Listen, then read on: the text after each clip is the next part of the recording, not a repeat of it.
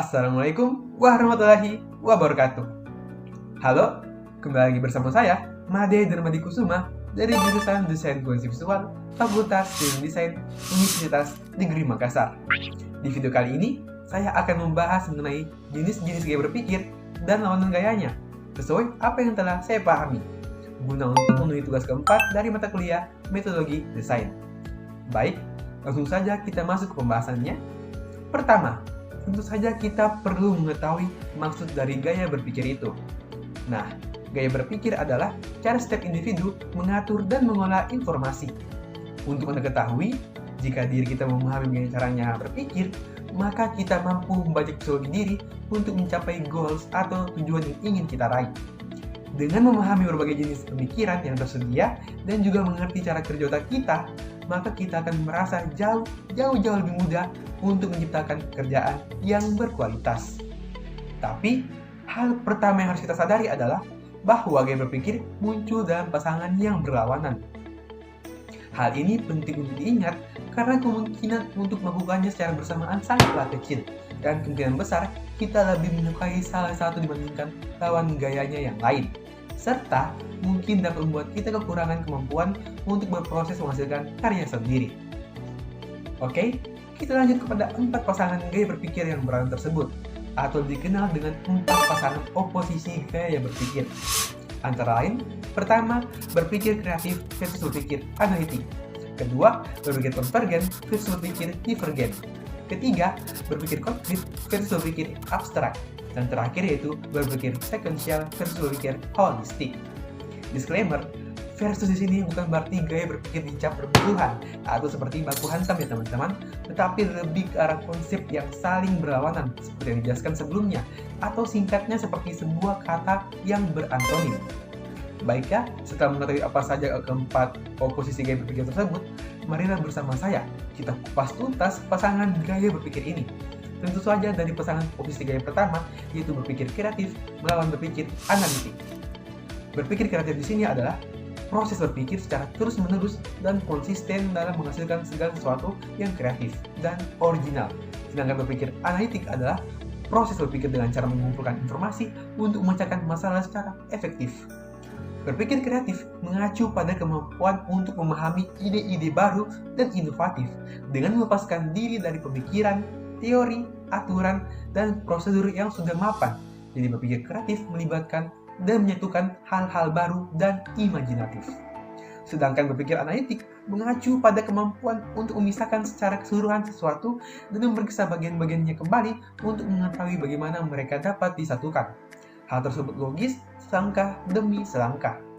Nah, contoh dari cara berpikir kreatif misalnya, kita mengubah suatu barang bekas menjadi sesuatu yang baru. Sedangkan contoh cara berpikir analitik adalah saat kita melakukan riset untuk artikel kita, di mana hal tersebut dikerjakan selangkah demi selangkah dan membutuhkan suatu data yang valid.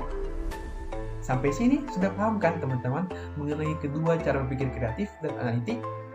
Kalau masih belum, saya kasih contoh lain, yaitu dua karakter, di mana dua karakter ini cenderung menggunakan gaya berpikir yang berbeda, di mana satunya cenderung berpikir kreatif dan satunya berpikir analitik. Siapakah mereka? Mungkin kalian sudah pernah menonton serialnya, yaitu Naruto dan Shikamaru. Pertama, dari Naruto, kenapa karakter utama ini saya katakan cenderung ke gaya berpikir kreatif? Ingat gak waktu dia melawan Zabuza? Naruto dengan uniknya mengubah dirinya menjadi Suma Shuriken dan menyuruh Sasuke untuk melemparnya, sehingga lawannya yaitu Zabuza menjadi lengah dan sangat terkejut. Dapat juga saat Naruto melawan Pain, di mana dia melemparkan Sharingan-nya seperti sebuah shuriken, dan juga melawan Dewi Shinobi Kaguya dengan teknik menggodanya, sehingga lawannya menjadi tersipu keheranan. Jadi, yang dapat kita tangkap dari karakter Naruto ini adalah teknik-tekniknya yang sangat out of the box, atau sesuatu yang tidak dapat kita duga menjadi sebuah kejutan dan sangat unik. Seperti itulah gaya berpikir kreatif. Sedangkan karakter yang disebutkan sebelumnya yang menggunakan gaya berpikir analitik adalah Shikamaru, di mana setiap ia bertarung selalu memiliki rencana yang sangat-sangat mengagumkan. Contohnya ketika ia bersama timnya melawan Jirobo, ia sengaja mengajak lawannya berbicara untuk menemukan posisi lawannya, agar ia dengan skillnya dapat menemukan kelemahan dan jebakan musuh, sehingga temannya, yaitu Choji, dapat menghancurkannya dari dalam. Berlaku juga ketika Shikamaru melawan Hidan ataupun perannya dalam menjawab perang tsunami keempat. Jadi yang dapat kita tangkap dari karakter Shikamaru adalah selalu berusaha berpikir kritis dan sesuai tempat, sehingga setiap strategi yang dihasilkan selalu berhasil untuk mengecoh musuh-musuhnya. Seperti itulah gaya berpikir analitik. Jadi kalian tim mana? Apakah kalian bisa berpikir kreatif seperti Naruto atau berpikir analitik seperti Shikamaru? Baik, kita lanjut untuk membahas oposisi gaya berpikir kedua, yaitu berpikir konvergen versus berpikir divergen. Dalam kamus besar bahasa Indonesia, konvergen dan divergen adalah kata sifat, di mana konvergen bersifat menuju satu titik pertemuan, dan divergen berarti dalam suatu keadaan menjadi bercabang-cabang. Jadi gaya berpikir konvergen ini adalah kemampuan untuk menempatkan sejumlah bagian atau perspektif yang berbeda dari suatu topik dan bersama-sama berusaha menemukan satu jawaban melalui berbagai cara yang telah terorganisir dan logis. Sedangkan gaya berpikir divergen adalah kemampuan untuk menghasilkan ide-ide kreatif dengan mengeksploitasi banyak kemungkinan solusi dalam upaya menemukan satu solusi yang berhasil. Terdengar seperti gaya berpikir kreatif dan analitik yang sudah kita bahas sebelumnya. Tapi, yang membedakan di sini adalah gaya berpikir konvergen yang dibutuhkan ketika kita melakukan analisis terhadap sebuah persoalan. Berpikir konvergen membuat kita fokus pada persoalan yang sedang kita hadapi secara nyata dan tidak terbiaskan oleh pendapat-pendapat subjektif yang tidak terkait dengan persoalan tersebut. Sedangkan berpikir divergen di mana gaya berpikir ini dapat menggunakan informasi sebanyak mungkin dan terkadang informasi yang diambil tidak begitu relevan atau salah, tetapi dalam artian bisa berbeda dari biasanya, dan beberapa tahapan untuk mencapai pemecahan masalah yang tepat.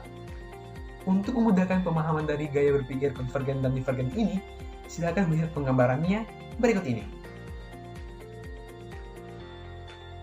Selanjutnya, pasangan oposisi gaya berpikir ketiga, yaitu berpikir konkret melawan berpikir abstrak. Sebelumnya, mari kita bahas kata yang mendasari kedua gaya berpikir tersebut, yaitu konkret dan abstrak. Pertama, konkret. Konkret adalah istilah yang menggambarkan sesuatu yang benar-benar ada, nyata, berwujud, dapat dilihat, dirasakan, dan dapat dicium oleh indera manusia. Sedangkan abstrak adalah kebalikannya, yang tidak berwujud dan tidak berbentuk. Nah, jadi berpikir konkret yaitu mengacu pada kemampuan untuk memahami dan menerapkan pengetahuan faktual, di mana kita berpikir tentang objek atau ide sebagai item tertentu dan bukan sebagai representasi teoritis dari konsep yang lebih umum. Sedangkan berpikir abstrak yaitu mengacu untuk menggunakan konsep membuat dan memahami generalisasi, kemudian menghubungkannya dengan peristiwa atau pengalaman lainnya. Singkatnya, pemikiran konkret hanya menyangkut fakta, sedangkan pemikiran abstrak berada di bawah fakta, di mana pemikiran abstrak adalah tentang memahami berbagai makna.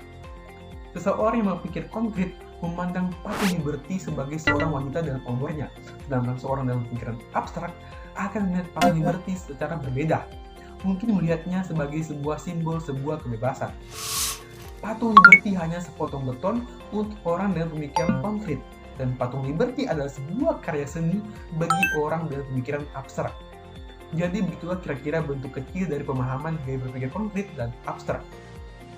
Jadi menurut kalian, apakah teman-teman lebih suka memandang sesuatu secara konkret atau secara abstrak? Lanjut ke pasangan posisi gaya berpikir terakhir, yaitu berpikir sekuensial dan berpikir holistik. Berpikir sekuensial adalah berpikir secara linear menggunakan prinsip di mana berfokus pada apa yang dilihat. Sedangkan berpikir holistik adalah berpikir secara menyeluruh dan mempertimbangkan banyak sudut pandang dalam memandang suatu hal. Hampir sama dengan konsep gaya pasangan ketiga, di mana orang yang berpikir holistik selalu matang dalam memahami apa yang dilihatnya dan tidak mencerahnya secara mentah-mentah, dibandingkan berpikir sekuensial yang dapat serta-merta dalam mengambil suatu kesimpulan tanpa berpikir lebih dalam terkait kemungkinan-kemungkinan yang ada dari perspektif lain. Jadi, secara tidak langsung, orang berpikir holistiklah yang lebih unggul dalam mengambil keputusan. Jadi kesimpulannya, dari keempat pasangan oposisi gaya berpikir tersebut adalah betapa pentingnya jika kita dapat menguasai semua jenis gaya-gaya berpikir yang berbeda dari setiap lawan gaya berpikir. Contohnya adalah tipe gaya berpikir saya, di mana saya lebih ke arah gaya berpikir secara kreatif, divergen, abstrak, dan holistik. Maksudnya, saya suka menghasilkan suatu ide yang menarik dan dapat membuat orang lain ingin tahu apa yang saya lakukan. Saya suka mengeksplor banyak hal dan ingin mengetahui lebih banyak dari apa yang saya ketahui agar saya dapat menentukan keputusan yang telah saya pikirkan secara matang. Tapi yang perlu dipastikan dan diingat yaitu metakognisi, atau berpikir tentang berpikir yang dapat menjebak pikiran kita sehingga tidak dapat menghasilkan sesuatu. Akhir kata, cukup itu saja materi yang dapat saya bawakan pada video kali ini. Saya mohon maaf jika terdapat kekurangan pada penyampaian materi saya. Sekian dan terima kasih.